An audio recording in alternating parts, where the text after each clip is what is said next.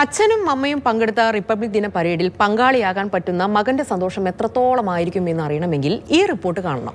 ഇത്തവണത്തെ റിപ്പബ്ലിക് ദിന പരേഡിൽ വ്യോമസേനയുടെ ബാൻഡ് കണ്ടിജന്റിന് നേതൃത്വം നൽകുന്നത് 2 മലയാളികൾ ഒരാൾക്കാണ് ഈ ഭാഗ്യം ലഭിച്ചിരിക്കുന്നത്. വ്യോമസേനയുടെ ബാൻഡ് കണ്ടിജന്റിൽ 3 അഗ്നിവീർ വനിതകൾ ഉൾപ്പെടെ 45ഓളം വനിതകളാണ് ഉള്ളത്. ഇത്തവണത്തെ റിപ്പബ്ലിക് ദിന പരേഡിൽ എയർഫോഴ്സ് ബാൻഡിന് നേതൃത്വം നൽകുന്നതിൽ 2 മലയാളികളുണ്ട്, ആകാശും സുമിത്തും. ഇത്തവണത്തെ പരേഡിൽ ചില പ്രത്യേകതകളുണ്ട്. നമുക്ക് അവരിൽ നിന്ന് തന്നെ അതിൻ്റെ വിശദാംശങ്ങൾ ചോദിച്ചറിയാം. സുമിത്ത്, എന്താണ് ഇത്തവണത്തെ പരേഡിൻ്റെ ഒരു പ്രത്യേകത? ഈ വർഷം നമ്മൾ 150 years of Vande Mataram celebrate ചെയ്യുവാണ് നേഷൻ വൈഡ് ഫുള്ളും. അപ്പോൾ അതിൽ ഞങ്ങൾ ബാൻഡ് അതിനെ ബേസ് ചെയ്ത് പാട്രിയോട്ടിക് സോങ്സിനെ മാർഷൽ ട്യൂൺസ് ആക്കിയിട്ട് ഞങ്ങൾ അതിനെ പ്ലേ ചെയ്യുന്നുണ്ട് പരേഡിൻ്റെ ഇടയ്ക്ക്. അതാണ് ഇത്തവണ ഞങ്ങളെ സംബന്ധിച്ചുള്ളൊരു വലിയ സന്തോഷം തന്നെയാണ്. ആകാശ്, ഇത്തവണത്തെ ഒരു ബാൻഡിൻ്റെ ഒരു പ്രത്യേകത ആകാശിൻ്റെ കാഴ്ചപ്പാടിൽ എന്തായാലും? അതായത് നാരീശക്തിയുടെ ഭാഗമായിട്ട് ആദ്യമായിട്ട് ഇന്ത്യൻ എയർഫോഴ്സ് ബാൻഡിൽ അഗ്നിവീർ വിമൻസും മാർച്ച് ചെയ്യുന്നുണ്ട്.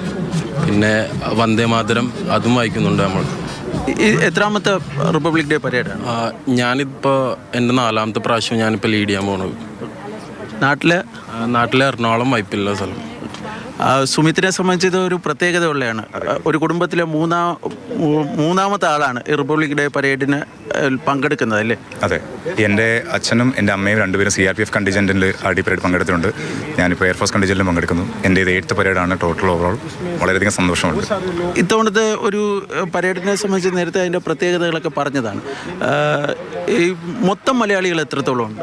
മൊത്തം മലയാളികൾ ഞങ്ങളൊരു 45+ ഉണ്ട്. അതിൽ ഇത്തവണ ഇപ്പോൾ ആകാശ് പറഞ്ഞ പോലെ അഗ്നിവീർ വുമൺ പങ്കെടുക്കുന്നുണ്ട്. അതിലും 3 പേര് മലയാളികളുണ്ട്. അതും ഞങ്ങൾക്ക് ഭയങ്കര സന്തോഷം തന്നെയാണ്.